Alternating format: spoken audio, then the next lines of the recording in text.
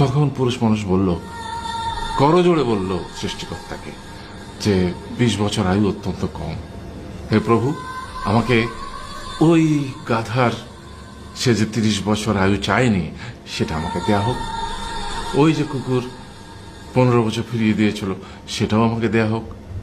আর যে বানর 10 বছর নেয়নি, সেটা আমাকে দেয়া হোক। 20 বছর অত্যন্ত কম, আমি দীর্ঘদিন বাঁচতে চাই। সৃষ্টিকর্তা সেটাও মঞ্জুর করলেন। তারপর কি হলো? সেই থেকে ছেলেরা পুরুষ মানুষ হিসেবে বাঁচে 20 বছর, তারপরের 30 বছর সংসারের বোঝা পিঠে করে বয়ে বেড়ায়, তারপরের 15 বছর সে তার ছেলে মেয়েরা যা দেয় ঠিক কুকুরের মতো চোখে বাঁচে। আর তারপরে বৃদ্ধ বয়সে